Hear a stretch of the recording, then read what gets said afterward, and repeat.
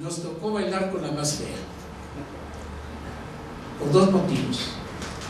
Porque hay una ignorancia supina del medioevo, incluyendo los profesores, hablo en general. Y por lo tanto, hay una interpretación totalmente unilateral y marginada de lo que es el medioevo. No nos damos cuenta, entre más estudiamos, que cuando los modernos hablan de algo, creyendo que lo dice por primera vez como idea, es porque ya se rumió en la Edad Media. Y cuando los medievales, el lenguaje expresamente religioso y horizonte teístico, hablaban también de sus graves problemas, al mismo tiempo nosotros, los modernos o pseudomodernos, estamos también recreando temáticas de ellos. Por eso es importante también precisar términos como empezó Jorge. Es decir, hablamos de humanismo, aunque el concepto es relativamente moderno, de Renacimiento para acá, las artes humanísticas de la escuela de los jesuitas en el colegio romano.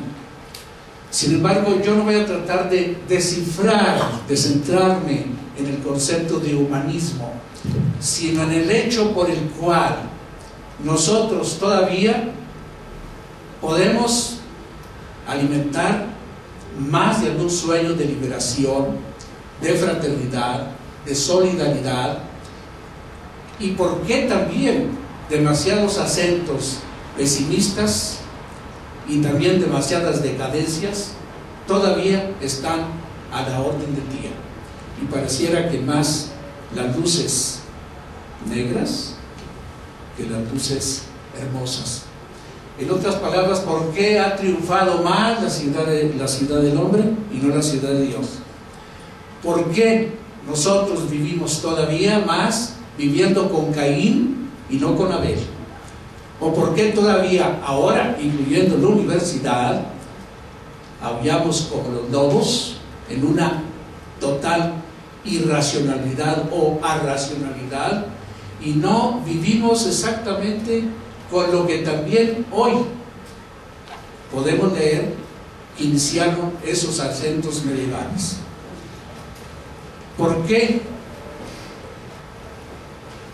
gentes como Giordano Bruno, fraile dominico, empezó a criticar la conquista de América y a augurar que algún día naciesen algunos vengadores? ¿Por qué podemos explicar ahora la pasión de otro dominico fraile en el convento de San Marcos, Savonarola, que al principio fue odiado y criticado por Maquiavelo y después lo admiró porque tenía contacto con el pueblo y con las masas? ¿Por qué, en otras palabras, podemos todavía hoy admirar la belicosidad, a veces desde el punto de vista histórico no tan exacta, del fraile padre de humanidad? Se ha dicho, el ilustre Bartolomé de las Casas.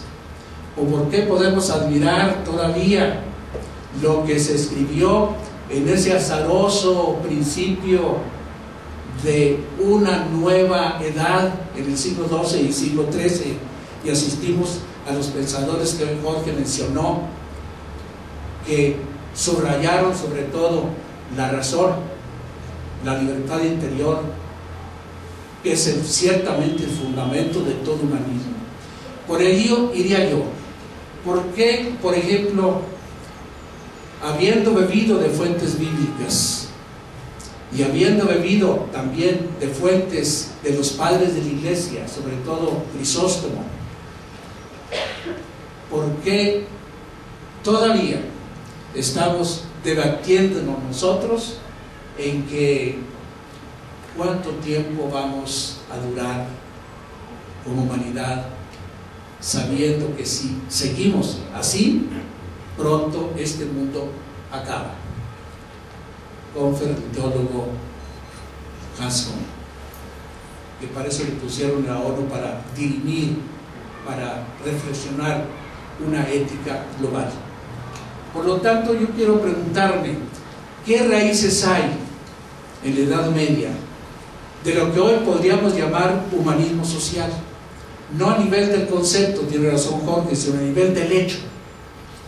Ese hecho que recorre la historia, y por lo tanto vamos a contemplar un poco la historia, qué pasaba, quiénes pensaban de una manera, quiénes de otra, y por qué realmente esa línea de optimismo, de liberación, ha fracasado, pero no del todo, pero sí ha sido marginada, y por qué ha triunfado hasta cierto punto a nivel global el principio del hombre, el principio de Caín, el principio de la ciudad del hombre, y por lo tanto lo que ya los griegos en el Protágoras de Platón llamaban esa no frónesis, esa no racionalidad, ese no querer poder vivir en comunidad. Por lo tanto, voy a tratar de leer unos párrafos y después, si el tiempo se permite, comentarlos. Y leo para no perderlo mucho, porque vamos a recoger un poquito algo de historia. El varón en el siglo XI y el caballero en el XII y el XIII experimentaban los ideales medievales de corte individual e idealista, es decir, contra príncipes y cruzadas, pero aún en una ya creciente secularización a nivel de práctica. Secularización, entiendo ya el tratar de no vivir con los ojos en el cielo, sino ya vivir aquí y a la hora, donde corre el tiempo, el dinero, y obviamente ya sé exactamente para qué sirve un concepto muy importante, que es la organización. Ya en el siglo XII y en el siglo XIII había un principio del hecho de lo que va a ser después la secularización. El cristianismo, a ejemplo del Imperio Romano y de los reyes francos, se organizaba jerárquicamente, casi monárquicamente, tomando forma. Asistimos ya en ese siglo XII también al nacimiento del que va a fructificar, organizándose, pero explotando a los que venían de fuera. La organización ya empezaba a deslumbrar en esa carrera triunfal de esa clase social que empezó exactamente a partir del siglo XI y siglo XII, que se va a llamar la burguesía, que en aquel tiempo era simpática, trabajadora, no digo elegante, todavía no, pero ciertamente con un optimismo de hacer algo en este mundo. Siglo XI, siglo XII, en las ciudades de Flandes y ciudades italianas. Allí, en ese siglo XII, ya empezaban también a consolidarse el principal enemigo de algún humanismo, cualquiera que éste sea, que fue exactamente el fenómeno del poder. El fenómeno del poder que cristalizaba exactamente donde no debería cristalizar. En primer lugar, en los papas.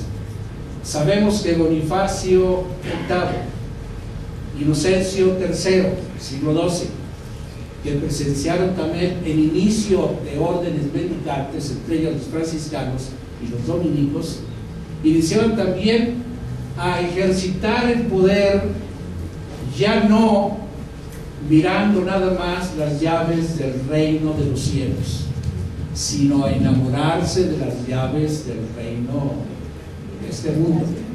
Y por eso Inocencio III, Bonifacio VIII y después, muy después, León X, Papa Medici, obviamente eran el ejemplo más vivo de un cristianismo que empezó a sacralizarse, a ser exactamente no ciudad de Dios, sino ciudad del hombre. En otras palabras, por algo, en el siglo XIV, el gran poeta Dante, más de algún papa mandó al infierno, obviamente entre ellos a Bonifacio VIII. Aquellos papas que en la mañana salían a pescar en las villas elegantísimas que hoy podemos admirar en el Renacimiento italiano, en la tarde iban a sus casas, a sus palacios, a escuchar la gran literatura de Ariosto o Maquiavelo. El papado estaba en crisis, ciertamente urgía en ese siglo XII una reforma. Afortunadamente, allí en ese siglo de decadencia de las estructuras eclesiásticas, empezó un Francisco de Asís, enamorado de ¿qué? Enamorado, como Domingo de Guzmán, del concepto de verdad, no, del concepto de naturaleza. Y fue por la naturaleza como expresó ese canto, esas loas a la naturaleza. De la misma manera que Domingo de Guzmán, también poniendo la simiente para la universidad, se enamoró obviamente del concepto de verdad. Tan radicalmente estaba enamorado del concepto de verdad y lo puso como lema, como impronta también de la orden de los predicadores, que podemos también explicar que esa radicalidad de la verdad, que tiene también sus luces ciertamente y sus sombras, por ejemplo, la Inquisición. Pero las luces son demasiado esplendentes, sobre todo en ese grupo que entró a la universidad, y fue en Oxford, fue en Bolonia, fue sobre todo en París, donde esplendían los frailes dominicos, hablando de qué, de Aristóteles sí, pero traduciendo, de Platón también, de Ovidio, de Séneca, de Cicerón, pero recreando un mundo que necesitaba una reforma. Y por eso vino ciertamente a través de las órdenes mendicantes, minoritarias ciertamente, para contrarrestar la forma mental, la forma de poder que tenía la estructura eclesiástica. Tal es así que esa siguió, y siguió de largo hasta el Renacimiento.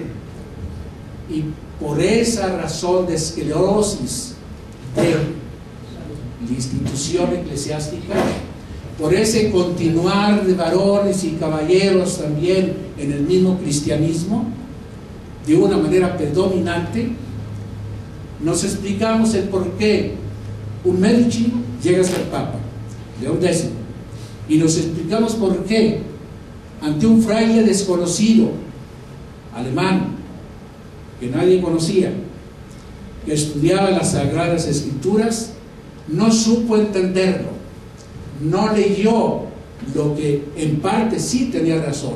Me estoy refiriendo a Lutero, y en este campo de la Reforma ciertamente Lutero tiene razón, que después por otros motivos aún en vida se diversificaron, supusieron, se contrapusieron los herederos, y después el mismo Lutero se echó en brazos de los príncipes, y posteriormente los mismos reformadores en su mayoría se convirtieron en la práctica en obispos y en señores, que es otro problema.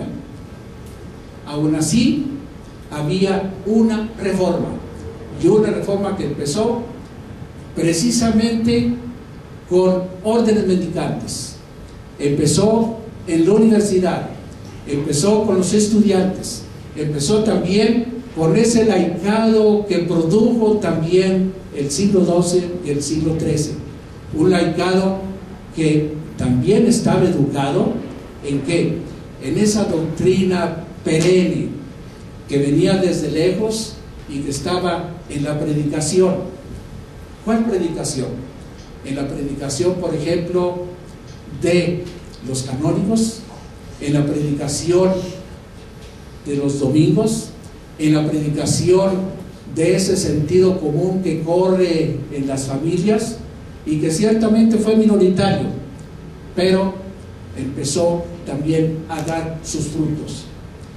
Así entendemos por qué llega un renacimiento, llega una institución que vela sobre todo por la exterioridad, por lo que aparece, y tenemos una iglesia convertida en lo que Kierkegaard llamaba, el famoso escritor y filósofo danés, la cristiandad. Una cristiandad que había olvidado precisamente los ideales que le hicieron nacer, y esos ideales que le hicieron nacer son exactamente lo que no hemos cumplido.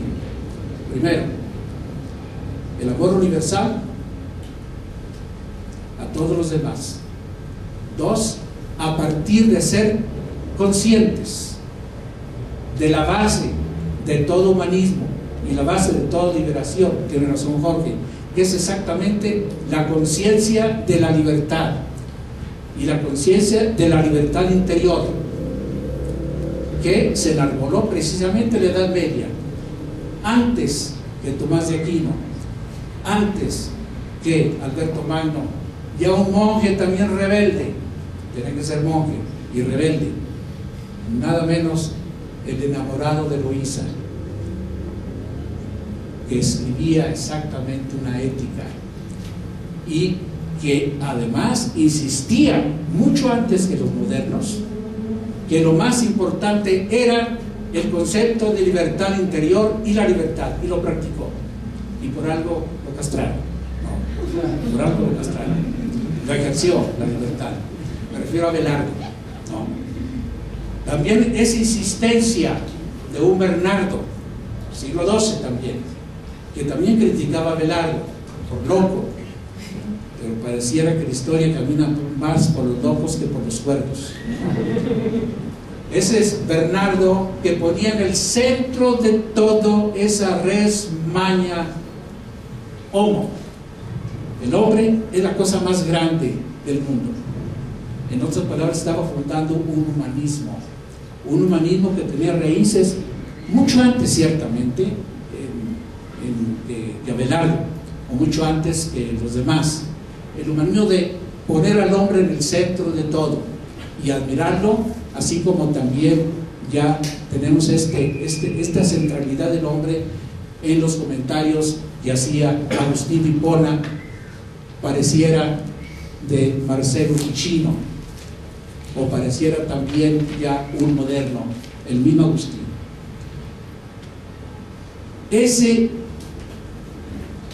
Esa concepción de que el hombre es hijo de Dios, es imagen de Dios, y que es algo central, importante, fueron los cimientos y las simientes por los cuales después también se empezaron a reflexionar en eso que llamamos padres de la iglesia.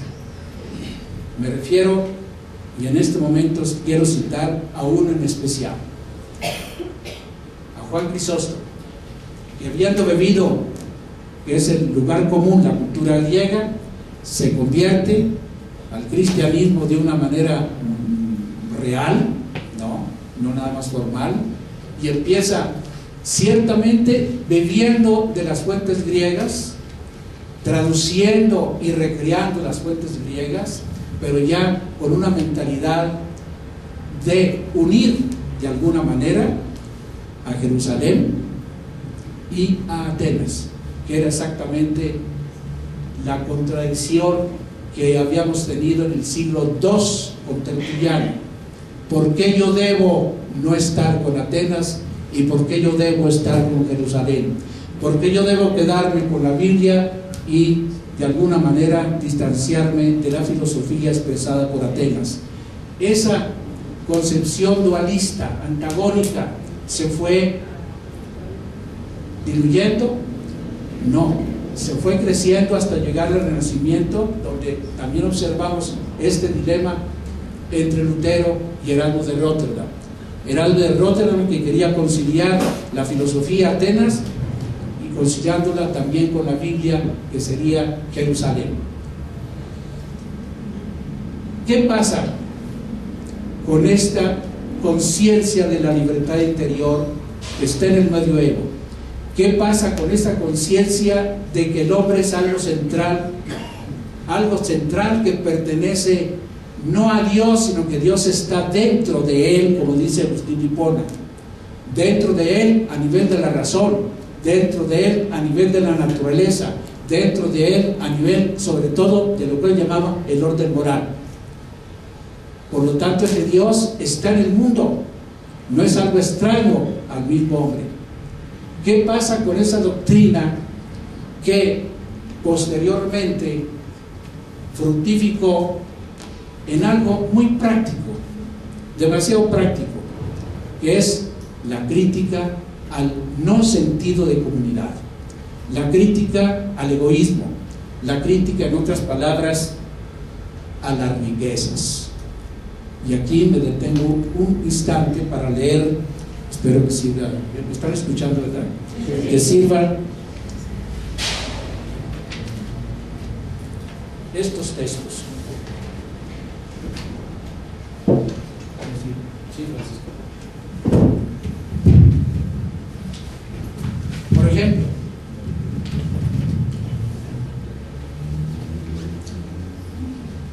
criticando el fasto de las iglesias, el no sentido de comunidad, el desamor, Juan Crisóstomo escribía lo siguiente: asistimos a unas imágenes cubiertas de oro, como son las reliquias de un santo o de una santa. Deslúmbranse los ojos, pero se abren los bolsillos. Se exhiben preciosas imágenes de un santo o una santa y creen que es más poderoso cuanto más sobrecargado está de policromía. Obviamente está copiando un mensaje bíblico de que el dinero, San Juan, no se lleva bien con la justicia. El mismo Juan Crisóstomo escribía lo siguiente: dime, ¿de dónde te viene a ti ser rico? ¿De quién has recibido la riqueza? Y ese de quién la recibió. Y podrás, subiendo el árbol genealógico, demostrar la justicia de aquella posesión. ¿Lo puedes asegurar? Aseguro que no podrás, sino que necesariamente su principio y su raíz ha salido de la injusticia. Lo mismo San Jerónimo: pues todas las riquezas descienden de la injusticia, y sin que uno haya perdido, el otro no puede hallar. Por eso me parece a mí que es verdaderísimo aquel proverbio común: el rico o es injusto o es heredero de un injusto.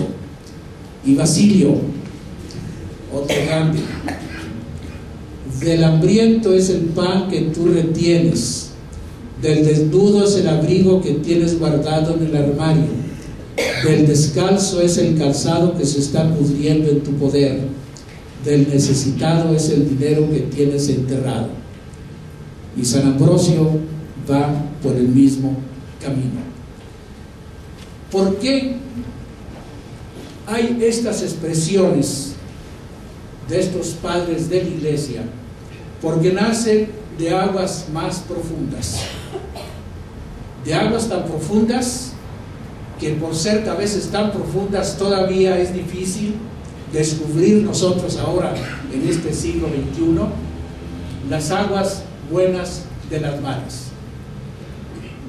Este bagaje de principios de liberación, de libertad interior, de justicia, de creación de la ciudad de Dios, que es exactamente el amor de Dios al hombre pero expresado entre los hombres entre sí, que están ciertamente en un ambiente teístico, en un horizonte de lenguaje religioso, que al fin de cuentas son el fundamento, ya no digo psicológico, sino pedagógico, de por qué todavía en los siglos de la modernidad podemos albergar alguna esperanza, y por qué todavía podemos albergar lo que Ernst Heller decía: ha triunfado el cálculo y la medida, ha triunfado esa verdad muy efectiva de las cosas que escribía Nicolás Maquiavelo en el capítulo 15 del Príncipe. Pero ese triunfo puede ser vencido no por la ciencia, no va a ser vencido por las grandes disquisiciones ni teológicas ni filosóficas en cuanto a disquisiciones, no en cuanto a contenidos, ¿no? Va a ser vencido exactamente por la praxis que me llega de los mitos, de las intuiciones o de la religión.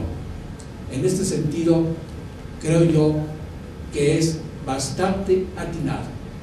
Si en este momento todavía podemos admirar que por qué la ciencia del derecho empezó en el medioevo a nivel, no digo perfecto, pero sí bastante preciso en el terreno de ley, derecho y justicia, si todavía podemos admirar que en ese siglo XIII y XIV, sobre todo el XIV, con las universidades y con los frailes dominicos, franciscanos, jesuitas, agustinos, se empezó a hilvanar esa identificación tan importante y hoy demasiado importante de igualar ley, derecho y justicia, es precisamente porque esa ciencia del derecho estaba respaldada, aunque se hacía en las universidades de Oxford, de Bolonia, de Pavía,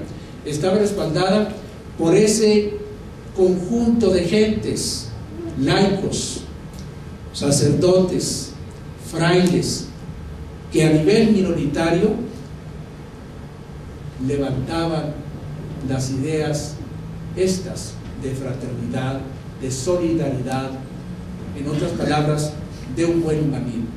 Y por eso la Europa, que se convirtió sobre todo en la cristiandad, y la cristiandad no era el cristianismo, sino la cristiandad enamorada del poder, tuvo que pedir una reforma. Y la reforma no empezó en Alemania con Lutero. La reforma empezó en la Edad Media, precisamente con un Domingo de Guzmán exclamando y pidiendo la verdad, con un Domingo de Guzmán que recordó el padre Concha hace rato: contemplata, ¿cómo era la frase, padre? Contemplata agis tradere, dar, ofrecerlo contemplado. Empezó también con ese amor a la naturaleza, con ese amor a la sencillez, con ese amor o desamor a lo superfluo, en la figura de Francisco de Asís. Ahí empezó una reforma bastante legítima y bastante importante. Tan importante, creo yo, que las ideas medievales son exactamente las que ahora llamaron la atención a un público vasto, tanto en Cuba como en Estados Unidos. Me refiero a lo que dijo el Papa. No dijo absolutamente nada nuevo. Lo único nuevo es que estaba repitiendo cuestiones medievales, cuestiones de las universidades del siglo XI, XIII y XIV, y obviamente de más atrás. Estaba recordando lo que ya todo el mundo sabe, sabemos, que inclusive escribimos, pero que la humanidad actual, como humanidad en cuanto tal, hemos olvidado. Creo yo que hablar del medioevo, independientemente de la oscuridad cuando se trata de historia, independientemente de que era un mundo que no estaba a una sola dimensión, que ciertamente había ya también muchas naciones, muchas culturas encontradas, pero sí había en el terreno que nos ocupa un hilo conductor, el principio de que este género humano tiene que unirse, vivir en comunidad, y ya idea desde los griegos, porque si no, definitivamente no puede haber salvación. Lo mismo dígase de esa gran cultura occidental, las utopías, esas utopías que vienen desde mucho tiempo atrás, pero que fueron recreadas también con el buen cristianismo. El buen cristianismo, por ejemplo, de un Agustín de Hipona, que lo podemos criticar en esa predominante idea que decía el poder espiritual es el que debe dominar, y abajo los poderes temporales. Obviamente Agustín todavía no era un moderno, todavía no distinguía las dos esferas de razón, fe y religión, que ciertamente ya distinguió un Alberto Magno y un Tomás de Aquino. Pero Agustín de Hipona ya daba los cimientos también en su Ciudad de Dios, de que si no hay consenso, libertad en un pueblo, no se puede hablar de república. Ya también podemos ver que esa cristiandad podía ser liberada y salvada a condición que no se olvidase, aunque fuese minoritario, el mensaje importante que nos viene en las universidades medievales, a partir de la enseñanza en la universidad, donde se discutían no solamente los pensadores griegos o romanos, sino que ya también se discutían para poder cambiar un mundo. Por algo asistimos en la Edad Moderna, a partir del Renacimiento para acá, con la idea de una libertad ya secular, una libertad ya donde el hombre es habitante de la tierra, y que ya esta libertad practicada no tiene que pedir permiso a las autoridades eclesiásticas. Ya asistimos también a ese laicismo y a esa secularidad que abiertamente está y encontramos en la modernidad. Creo yo que hablar, por lo tanto, del medioevo en el continente del humanismo social es exactamente, y ahí sí estoy de acuerdo con este filósofo Ernst Bloch, de que es lo único en este momento que nos puede salvar. Estamos tan manipulados. ¿Por qué es tan fácil manipular al pueblo? Nos han manipulado por más de 70 años aquí en México y en América Latina, pero me refiero aquí al pueblo mexicano. Facilísimamente nos van a poner un rector, no el que la gente quiere, no el que el maestro quiere, no el que el estudiante quiere, el que quiere el gobierno, y facilísimo. ¿Por qué? Porque ya tenemos una educación, por desgracia, para obedecer al de arriba.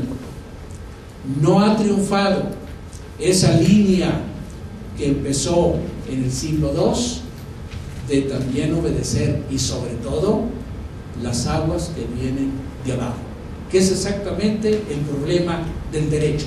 ¿De dónde viene el derecho? ¿De arriba? ¿Nada más de arriba? ¿O de abajo? Y si viene de arriba, ¿dónde llega? ¿Al pueblo? ¿O al príncipe? ¿O al emperador? ¿O al gobernante? Yo creo que en este momento resucitar, recrear cosas que se iniciaron en el medioevo, y por eso el medioevo representa no una especie de preparación o de antesala a la modernidad, es parte de una modernidad, es parte en su lenguaje no secular, pero en su lenguaje religioso, es parte de una humanidad que da tumbos, de una humanidad que tiene que encontrar sus caminos, y en este sentido volver de nuevo a preguntarnos lo que el gran poeta Dante nos decía: pareciera que ya hemos perdido el rumbo, y yo creo que es hora también de reencontrarlo. Bueno, son ideas que me vienen a la mente, pero ya no pude leer por la falla técnica que encontré. Gracias.